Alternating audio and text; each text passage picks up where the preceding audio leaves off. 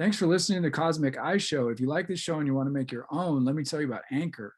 It's free. There's creation tools that allow you to record and edit your podcast right from your phone or computer. And now you can even add any song from Spotify directly to your episodes. The possibilities are endless to what you can create. And Anchor will distribute your podcast for you so it can be heard on Spotify, Apple Podcast, and many more outlets. You can even make money from your podcast with no minimum listenership. It's everything you need to make a podcast in one place. Download the free Anchor app or go to anchor.fm to get started.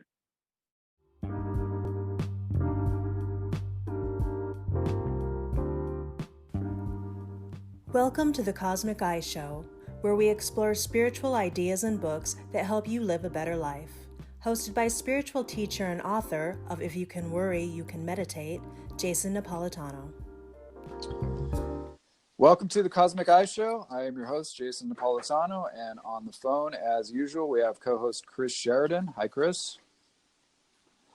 Hi, Jason. Good to be here. It is great to have you here. We are speaking again this week on the ancient mysteries and secret societies, and this is part 3 of that series of talks. It's going to be Roman numeral 4, or IV, if you don't know Roman numerals, in the big Manly Hall book. In the small one, if you have the Penguin book and you're following along, that is page 67 in that one. And as I said, I'm your host, Jason Napolitano. I am the author of If You Can Worry, You Can Meditate. And Chris is the author of The Spirit in the Sky. And both of those books are available for sale now. So please support us and keep this this podcast on if you dig what we're doing by buying our books and checking out our websites. I am at cosmiceye.org, COSMIC.org, and Chris is at chrissheridan.com, CHRISSHERIDAN.com. So there's our standard plug every week that we like to share.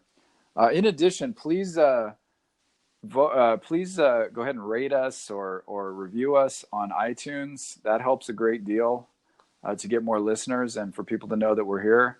And you can give us some feedback about what you like, what you don't like, what you'd like to see more of, or hit us up here on Anchor at anchor.fm. There's a link where you can actually send in questions. You can leave a recording, and we would love to hear from you. If there's something you want to hear or something in one of the podcasts you didn't understand or you want to go deeper into, please go ahead and hit us up, and we would love to interact with you. So let's go ahead and get into this. We're going to first kind of set this up. We talked about this a little bit before the show, and Chris and I wanted to bring up the point that, you know, it's important sometimes to take a look at what we're studying, why we're studying it. You know, it's fun to go into this material. It is neat material, and it's interesting. And, you know, there's a lot of attraction to it if you're interested in the esoteric or occult or the hidden history or Illuminati, all of these sorts of things, Freemasonry. It's all very, very interesting. But in the end, you know, there also has to be a payoff personally. And so I wanted to kind of get into a couple ideas, and Chris wanted to share some stuff as well about why we're working on this stuff, why the secret teachings and why Manly Hall, and in particular, but in general, you know, why we do this work, this philosophical or spiritual work at all. You know, and one thing I always go back to when looking at Manly Hall's work, especially in Secret Teachings, the very first chapter, the very first thing Manly Hall says is, philosophy is the science of estimating values. And what I get out of that is that philosophy teaches you to estimate what is valuable in life. It helps you to, you know, to sort of discern the wheat from the chaff, as it were, the good from the not so good, the helpful from the unhelpful, and so on. And so I think that's one of the most valuable things, is being able to develop a philosophy for life whereby you can go after the good, the beautiful, the true, and all of those philosophical principles by developing, you know, a way of estimating values. Like, what is valuable in my life? What do I find valuable, ultimately speaking, and things like that. Do you want to comment on that a little bit? Well, you have to, even before you rate something as whether it's valuable or not, you have to really kind of see it for what it is.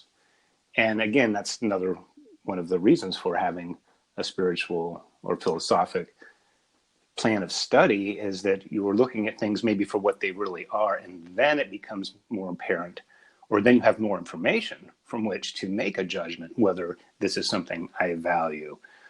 For example, society and everything else tells us that looking a certain way or having a certain thing or income or a car, that these things are valuable, and they have some value. But if we look at those things as being, oh gosh, almighty important, then we're not going to see the value of what good is spiritual abundance if I don't have abundance in my pocketbook. You're not going to even see that as value. But if you can learn about these things, I believe the world is a school and we're here to learn.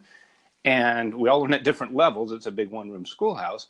But if we can learn about these things and maybe uncover some of these truths, have an experience with these spiritual values, that maybe then they would become more valuable. So it's training the mind to be able to see what is valuable. And then it becomes a matter of determining, yes, and that discernment on what is helpful in my life. That's a very, very good point. Very succinctly put. Thank you, my friend.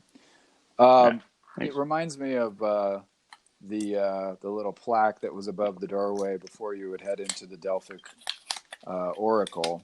And it's, that famous statement, know thyself.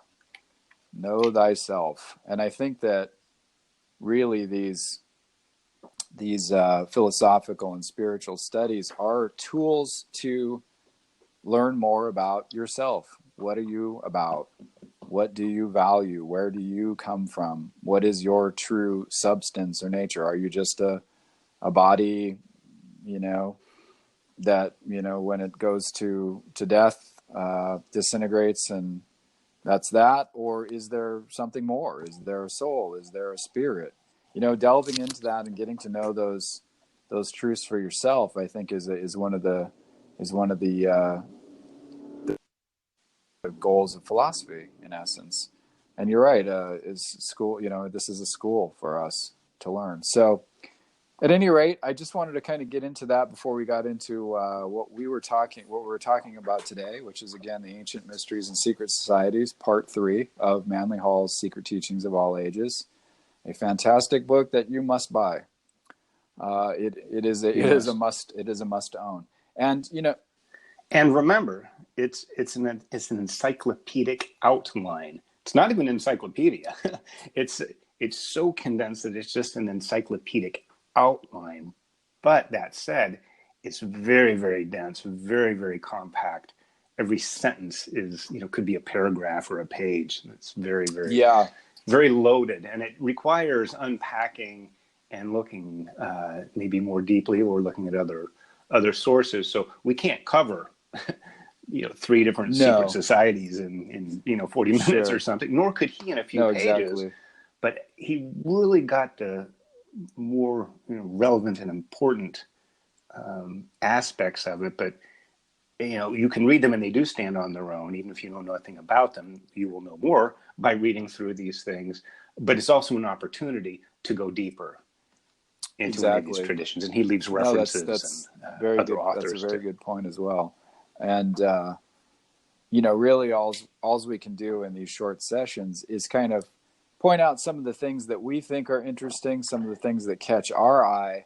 But we really encourage you to read these chapters yourself and wrestle with them, and go through and mark out what you think is important, and think about how those ideas affect you in your own life. So that's one of the ways to really grapple with this material and really make it come alive for yourself. And listen to us, and hopefully we can give some of the wisdom or little bits of knowledge that we've gained over the years in studying this material. Chris, you were at PRS for how many years? 12 years or 12 years officially. And you have your degree from there as well. You have a master's degree in spiritual psychology from University of Philosophical Research, which is a huge honor, and you're one of few people that have that. And I was there for 2 years, I think, but I studied there for many years, and that's where Chris and I actually met, at the Philosophical Research Society, which is Manly Hall's foundation that he created. And I think we have pretty good insight into this book, but we're learning as well. It's a what can I say? I mean, we're all on this learning journey, right? And we are ostensibly teaching this material, but we're also learning as we go, and that's the beauty of it. So, all right, so let's get into this. So, like, the three groups that he really talks about in this chapter are the Eleusinian mysteries. Then he gets into the Orphic mysteries, the mysteries of Orpheus, and then, of course, follows it up with Dionysus and Bacchus. And really, the bulk of the information and the bulk of the important material is centered on the Eleusinian mysteries.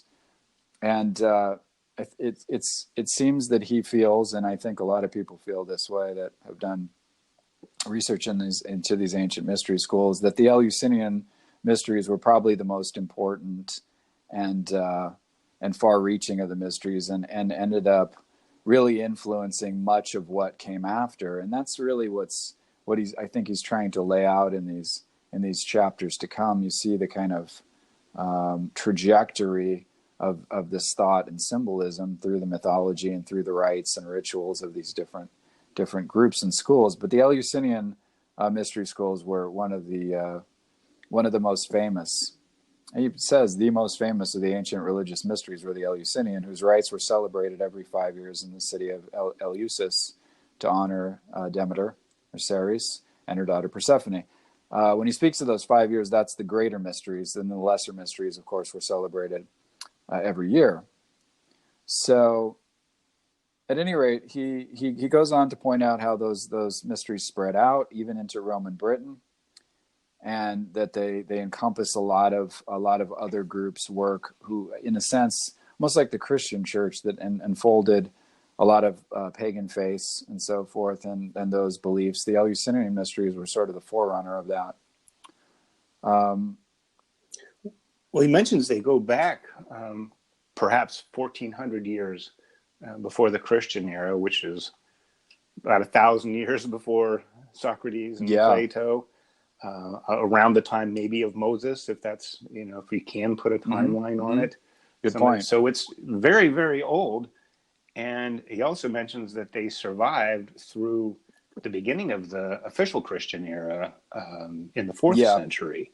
So there's almost 2,000 years, well, about 1,800 years right there, of it having a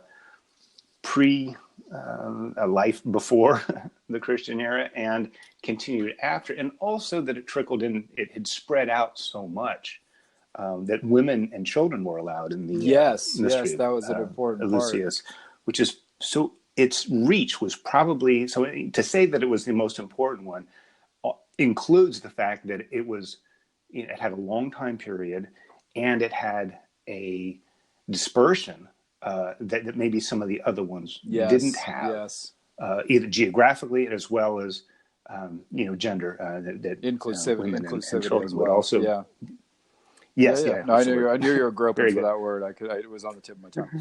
But very good point. And again, I mean, a lot of this stuff too is more feminine in its orientation, which is interesting. You can see these early developments where the feminine is much more revered. It's much more important in the whole scope of religious understanding.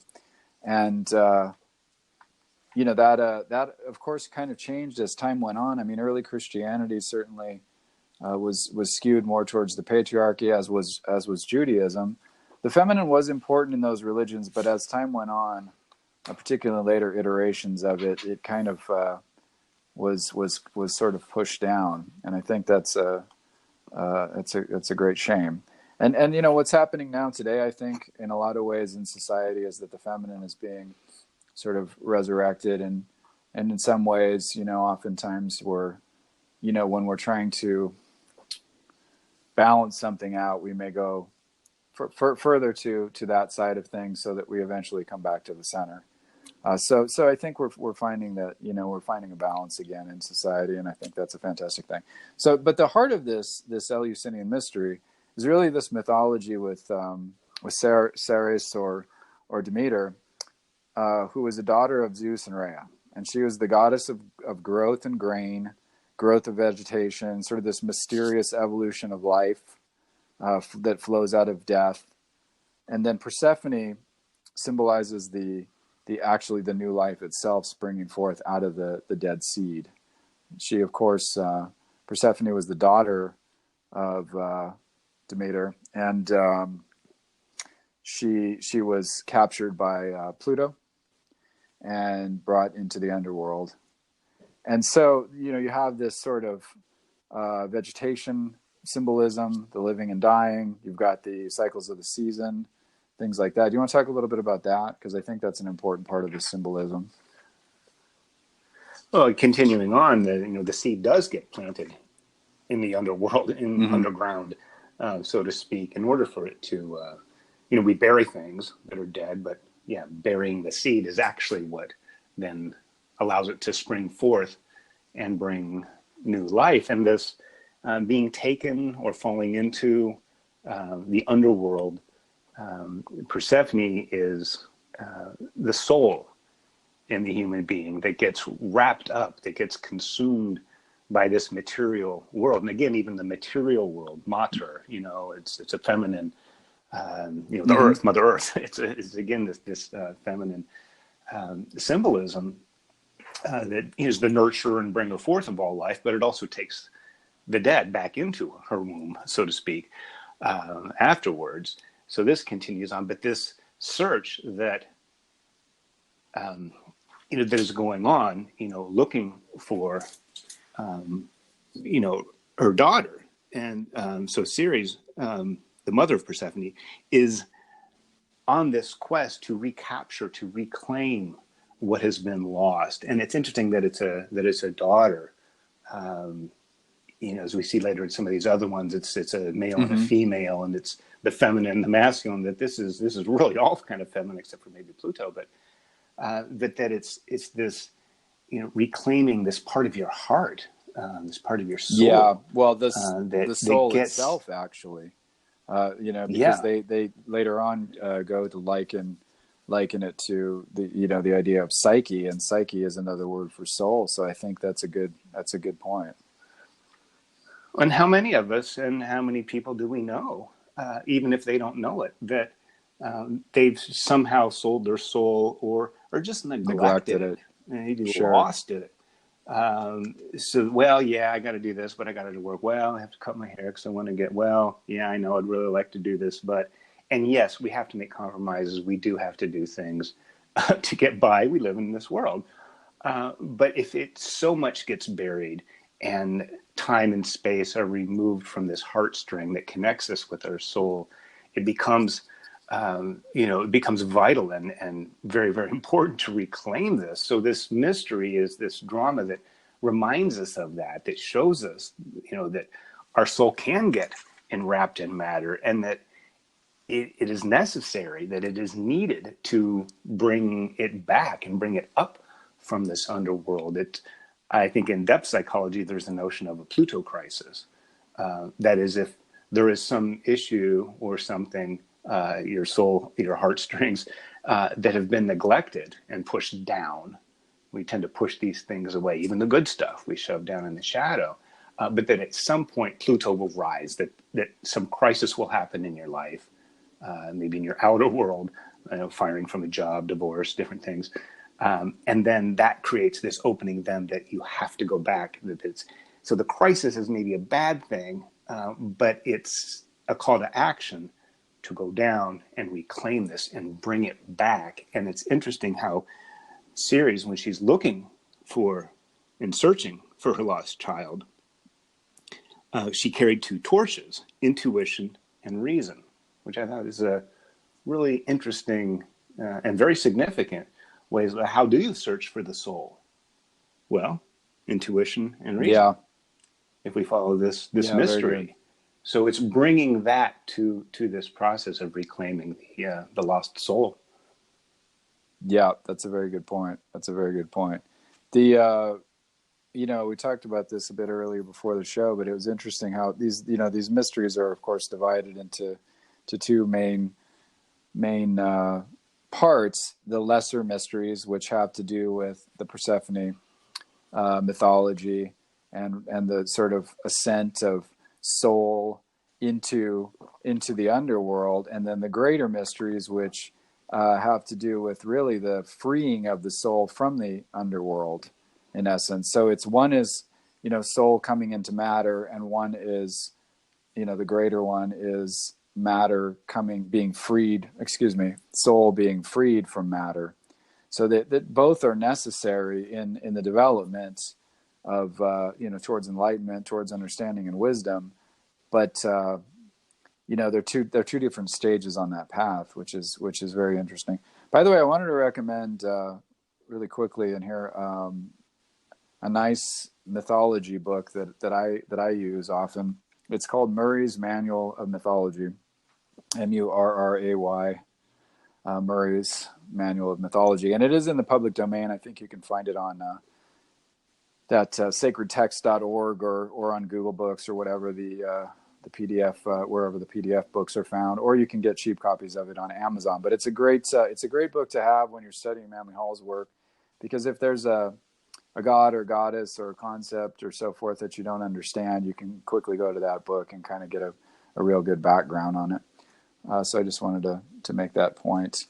Very good. So one thing too that he brought up, which I found really interesting, was that these mysteries really, and all of these secret schools are connected. I'm just going to read this quote because I like it very much. It's from page 67.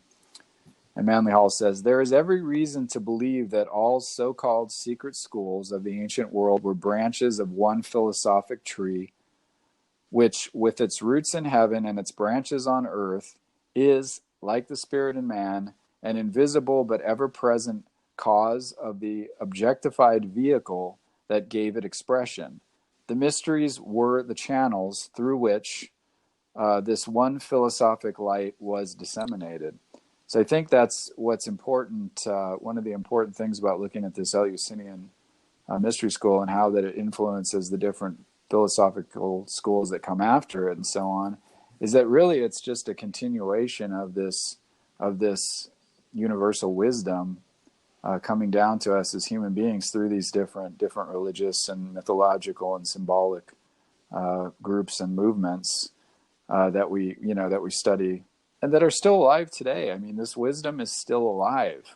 It can be found. It can still be studied. It can be found within. It can be found within the groups that exist today, even because it's universal and it's timeless and it's eternal. And so that's something to remember too, is to look behind all of these different religions and these different ideas to find the universal truths and the universal messages. And I think that's something that Manly Hall tries to make clear throughout the secret teachings, is they're not disconnected. They're all connected, and you've got to look deeper in order to find the truth beneath the sort of multiplicity, the unity beneath the multiplicity. Would you agree with that? I agree, and it's not to defend the multiplicity so much, but these particular schools and sects arise in particular times at particular places. So you could even say that maybe one could arise again today. You could have a new mystery school that has technology involved. I mean, look at the movie The Matrix. But that covers this same origin, this original tree of wisdom that sometimes we need these truths, these universal truths, to be cloaked or dressed in a way that we can understand for our time, for where we are in our culture and development, that's relevant to our time and place, even though underneath it, it's very, very much, drawn from the same thing. It's like a well that you can dip into, and you could water this crop or that crop or yourself or wash, or, you do all these things with it. But it has an original source and an original purpose that, I believe throughout time, has been maintained and been reproduced. But it is good to know that underneath it all, and I think as Manly Hall is laying out, he's giving a lot of details and a lot of specific information about this myth or that one. And at the same time, he's also laying the case that that they are similar in principle and also even in the purpose and the meaning that they might, bring, the value, what they serve for us. So it's both. It's both this, but I think, again, the thing to keep in mind is try not to get too caught up in this one versus that one, when they're actually, more of the same. No, I'd say than different. And we have the lens of history. Sure. We can look back and say, oh gosh, there's millions of these mystery schools. Well, they were localized at a particular place and time when they were thriving, and they probably didn't have that, historical context, that we have now. So they were relevant and important unto themselves. Yes. No, it's a good point. And I think I'm reminded of Joseph Campbell talking about Adolphe Bastillon's idea of the localized version of a myth and then the universal version of a myth. And he had two great German terms which were multisyllabic, and I cannot remember. The Germans have such great terms for everything with those. Was it Weltanschauung? No, it's something like that's the like worldview. It's something like the Folkengesteigen or something. My German is non-existent. One is the sort of folk view and the sort of localized version of mythology, and then the one was sort of a universalized or archetypal version of the myth. They're both interrelated, and they both have the same ultimate meaning, but it's as if the archetypal plays itself out in different ways amongst different cultures at different times and places in history and so on. And I think that's an interesting, tie into what you were saying. One thing I wanted to bring up, the last thing before we move on to those second parts, or those other two parts, the other mystery schools, is this sort of encapsulated belief that Manly Hall speaks about of the Eleusinian belief, sort of overall, what they were striving for in essence. And he said the crux of the Eleusinian argument was that man is neither better nor wiser after death than during life. If he does not rise above ignorance during his sojourn here, man goes at death into eternity to wander about forever making the same mistakes he made here.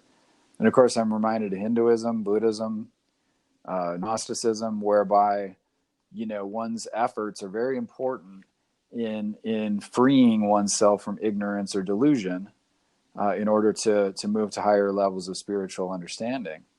And I think sometimes in the modern world, especially in the sort of Christian world, we have an idea whereby faith is the sort of only important thing. Belief is the only important thing to in terms of salvation. And that's a very sort of modern view in Christianity. I think in earlier iterations of Christianity, in the earlier Christian groups, there was much more emphasis on works. And James himself speaks about in the Bible about faith and works. So it's important to remember that both are necessary. We need to work for our own salvation, but at the same time, we do need to have faith in God, or, the powers within, or the gods within, or however you want to look at it. And know that there is something higher that is helping us. But also we need to, put feet to that. We need to put work into our own understanding. And again, that gets back to what we were talking about at the very beginning of the episode, why we're studying this material in the first place: to become better people, to live better lives, to free ourselves from delusions, to hopefully help others do the same, right? So I think all that stuff is important in looking at that. So since we don't have a ton of time, we're going to get into these other parts. We'll get into the Orphic mysteries. Let's talk a little bit about that. Why don't you take that, since you are the musician, and Orpheus, of course, is the founder of music and so on.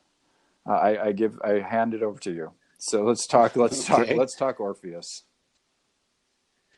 Okay. Well, the myth of Orpheus and his lover Eurydice is a great tragedy in the Greek mythological pantheon.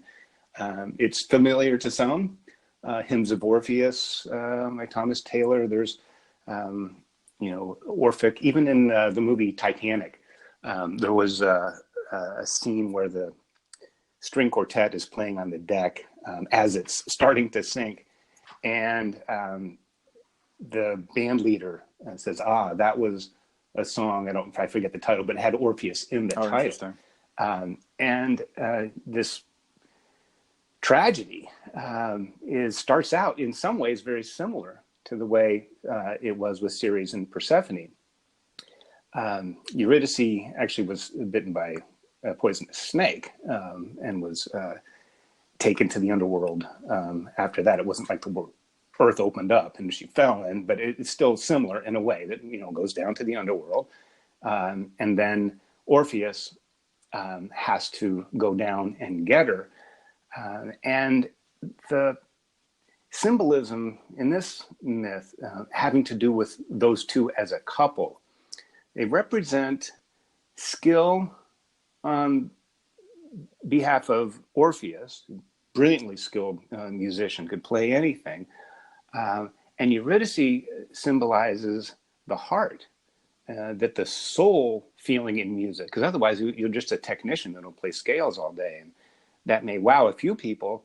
It doesn't really do much for your heart. There's no soul in this music. It's just some chords and notes. And that after she was taken away from him, his music was never the same. He was never able to do that because he lost the beauty in the music. So we need this technical skill, but we also need, the larger reasons, the beauty or the purpose or the gift that we're doing these technical things, that it has to touch the heart in some ways. And it can't just be this. Otherwise, it's just kind of a material exercise.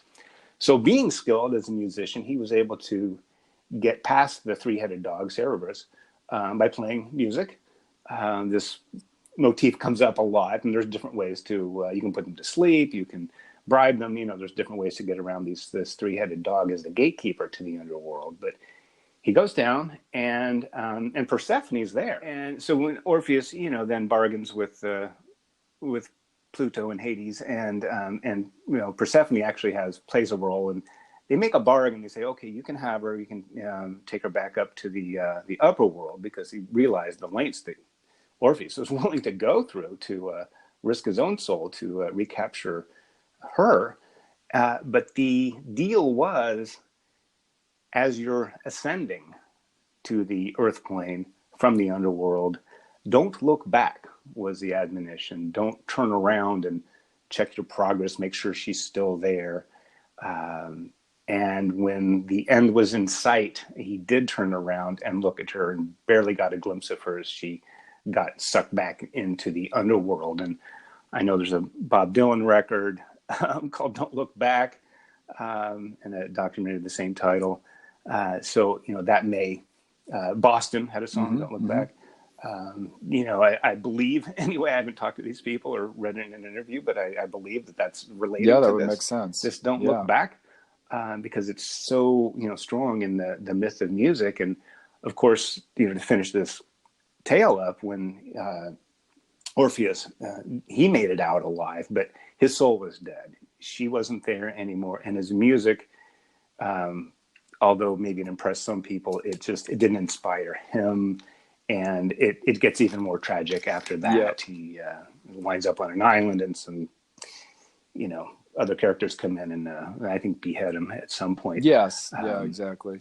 It's interesting though, because I think it ties into, Manly Hall has a nice quote with this, and I think this is one of those mythological stories that represent those human beings, excuse me, that are willing to suffer, for the sort of forward movement of man, in essence. And Manly Hall puts it this way. He says, Orpheus is one of the many immortals who have sacrificed themselves that mankind might have the wisdom of the gods. And you see this played out later on in obviously in tales of living and dying gods and other mythologies, and those sorts of that sort of symbolic idea is captured in a lot of histories and stories. It's of course in in the stories of Jesus as well. So there is that kind of suffering and love and sacrifice that goes on so that we may live a better life as human beings in the whole. Another one of the interesting things that he points out is that Orpheus was considered in Greece the founder of theology, the institutor of morals, the first of the prophets, prince of poets, of course, the muse of musicians in general, or the teacher of musicians in general, and he taught the Greeks the sacred rites and mysteries, and in addition was also the founder of Greek mythology. So a very, very important figure in the mythological understanding of the Greeks, of the ancient Greeks. So unfortunately, we don't have a huge amount of time, and you did a very good job encapsulating that mythology and talking about that. Thank you. So the last one we're going to talk about, Sure. very briefly, is the Bacchic and Dionysiac rites. Bacchus and Dionysus. Dionysus, of course, the son of Zeus and Semele. Dionysus essentially was he was staring into a mirror. There's a mythology. It's rather involved mythology. I need to read it. But he stared into a mirror and sort of found himself, sort of like the Narcissus story. And then at this point, he was torn apart by Titans, or the other gods, and they boiled and roasted him. And then Pallas, also known as Athena, rescued the heart of Dionysus, and he was able to be resurrected. One's reminded of Osiris and Isis. Yes. Then at that point, Jupiter destroys the Titans, and then the Titans actually form humanity, the basis for humanity. So it's a beautiful myth, and it's very important. So you'll read that around page 76 in the reader's version of the book. The thing that really blew me away was where Manly Hall points out that Dionysus represents the unity among the diversity. It's the unifying, sort of unified, the unified consciousness behind the diversity and multiplicity, which is life. Found that very interesting, and it's very analogous to the idea of the Buddha consciousness or Christ consciousness. And those figures really mythologically in a lot of ways are related. Buddha, Christ, Dionysus, Bacchus. Bacchus, of course, the Roman name, and Dionysus the Greek name.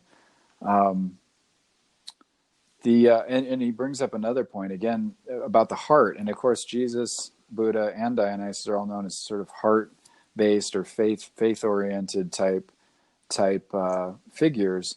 The ancients said that man does not know the gods by logic or reason, but rather by realizing the presence of the gods within himself. And in essence, I think Dionysus represents that God within man. It's one of the very, very, very early mythological ideas of God within man. So I found that to be interesting. Did you? What did you pull out of this portion of it that stuck out for you? Well, that it's a process of integration. This, just as in with the Orphic and Eleusinian, that the heart or the soul gets separated from the body. This is actually even more fragmented, that it has been dispersed and separated from this unified, more spiritual, more divine origin, and that is the again, like you said, like Isis and Osiris, going out and collecting all the pieces of the body to reconstruct the god. That this is something that we do with ourselves. That it is when we can integrate all these fragments that little pieces of us get. Well, I had to give a little piece at work and a little piece there, and that was a childhood dream, but I had to let that go. They're there, they're still hanging around, but we're disconnected from them. And it's by bringing them together that it's a very integrated act of pulling these parts together, that once you do, you return back to this unified field with all the pieces in place. So I got a very this either disentangled, but then just to bring this separateness back to a unified presence, and then there is wholeness. That's Healing great. is, Yeah. Holistic healing. It's a wholeness. I'm reminded of the idea of the self as the organizing principle in the Jungian psychology, and then the different parts of oneself that are sort of fragmented that need to be brought under control of the self with a capital S, and the sort of mediating influence is the ego that does that. But I think that fragment idea is a very powerful one. And it relates to like this last chapter, or last paragraph rather, of this chapter, where they're talking about the Dionysian artificers, the architects, the architects of that, and relating it to what would become Freemasonry.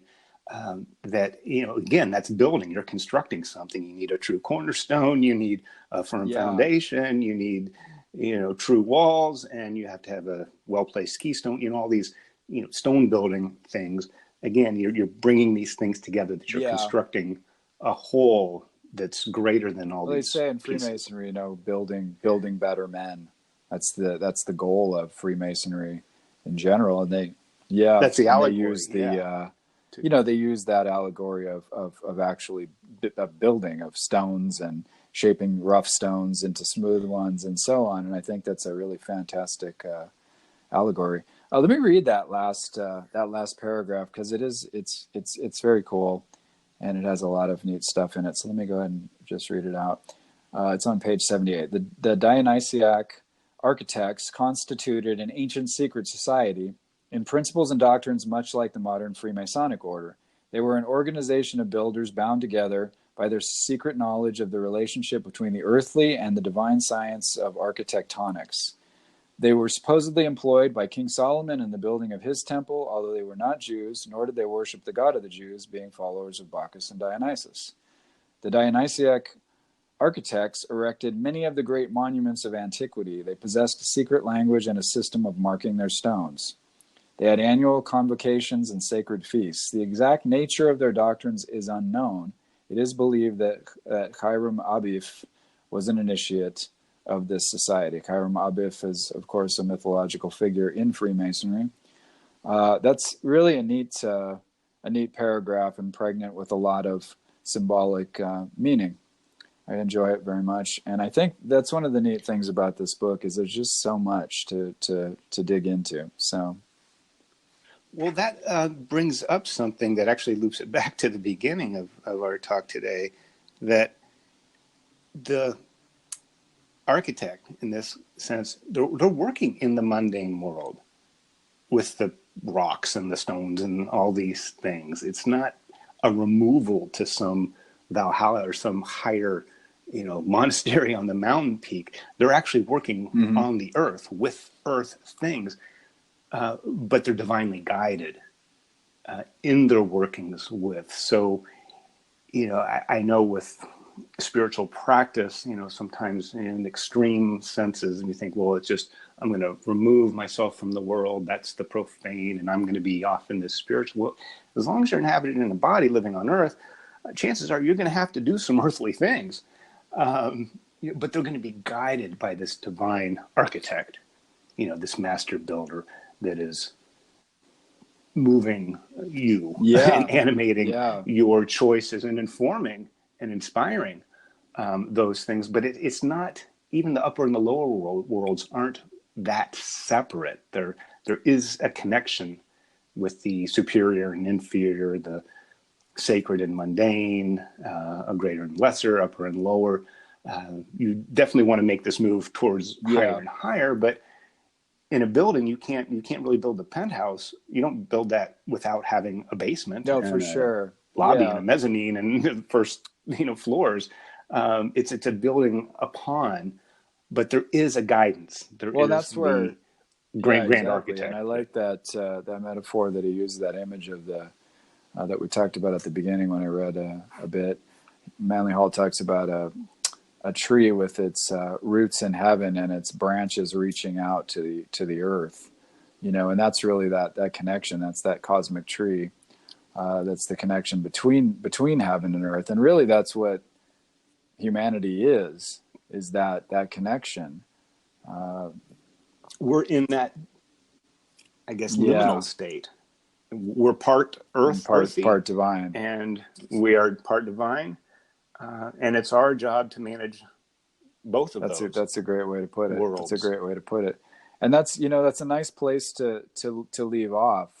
It's that's really the crux of this work is finding that balance within ourselves between the earthly and the divine, and to wrestle with those issues, and to use this philosophy to become better people, and have faith that there is a higher force that can help out, and pray and meditate and find your way through this life, and just keep studying this material. And I just want to encourage everyone to keep moving forward, even if you're discouraged, you're frustrated, you're depressed, or if or if everything's going great. Either way, you can always lean on your higher source. You can lean on these teachings and this wisdom, and it will not disappoint.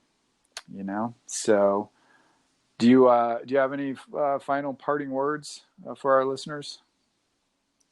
Well, this material has certainly been helpful for me to find meaning and sometimes strength in difficult, when I get wrapped up in the world. Worldly things and the spiritual things seem so far away, and where is God, and what's going on here? But to lean on these ancients and all these traditions and beautiful mystery schools that era after era, century after century, and all these cultures that they're really trying to keep the same flame alive. And I want to dip my candle in that flame, and then I can have my own local light to help guide me through. And it's easy to get caught up in this, the word hell, etymologically, in some viewpoints, has to do with being walled in, that you're trapped, And so it's sometimes we can feel trapped in our lives, and it's actually very easy to do. And it takes a little extra work to involve yourself with these mystery schools and teachings and traditions. And there is that leap of faith that there is a divine hand guiding things. And if I can tune in with that, my meanderings through this world will be easier. I'll be able to do more with it, and I'll be able to recapture my soul that sometimes gets buried in the stuff of life. My friend. Well put. And that was Chris Sheridan. He is the author of The Spirit in the Sky. I am your host as well, co-host here, Jason Napolitano. And the show you have been listening to is Cosmic Eye, and we're looking at Manly Hall's secret teachings, ancient mysteries, and secret societies. That was the last part of that. Next week, we're going to do Atlantis and the Gods of Antiquity, which is part 5 of the book. And that should be a fun one. So do tune in for that. And like I said, please check us out on anchor.fm under the Cosmic Eye Show, and call in with your questions if you'd like to interact with us, or you have something you'd like to hear us talk about, and let us know. And do check out chrissheridan.com or cosmiceye.com to hit up either Chris or I if you want to get us through there, through email and so on. So thank you for listening to the show, and please join us next week, and have a great week. Goodbye, and God bless. Thank you for listening, and please join us next Sunday for a new episode of Cosmic Eye.